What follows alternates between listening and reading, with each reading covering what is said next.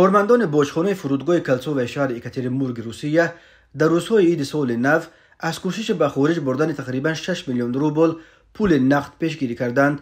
مبلغ اعظم بزرگ رکوردی 2 میلیون و 500 هزار روبل را تشکیل داد که بنا به گزارش رئیست باشخانه منطقه اورال که مقدار پول زیادی را از پایتخت غیر رسمی اورال یک شهروند تاجیکستان مسافر پرواز یکاترینبورگ خوجم با خود به وطن بردنی بود. روبل باقی موندهش را که به اعلامیه به خارج بردنش ممکن نبود تا صدور حکم دادگاه گرفتند. به شهروند تاجیکستان برای کوشش به خارج روسیه بردن مبلغ بزرگ همچون جریمه به مبلغ 750,000 یا تا 3 میلیون روبل تهدید میکند. 1.5 میلیون از او گرفتهاش را نیز میتوانند به فایده دولت مصادره کنند. این بار اول نیست که مهاجران تاجیک در راه بازگشت به وطن از مهاجرت مهنتی در فرودگاه‌های روسیه با مقدار زیاد پول نقد به دست میافتند.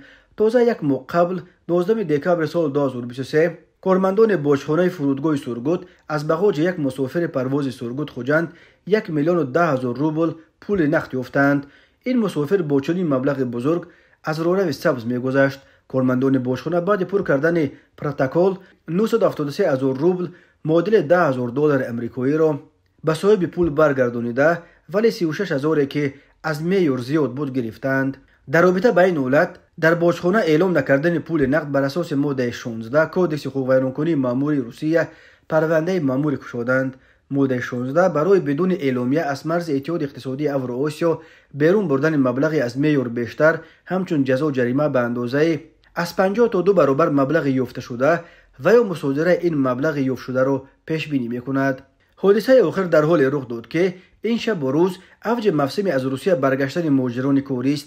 بسیاری از آنها پولهای با عذاب در مهاجرت کار کردهشان را میخواهند به صورت نقد به وطن بیارند.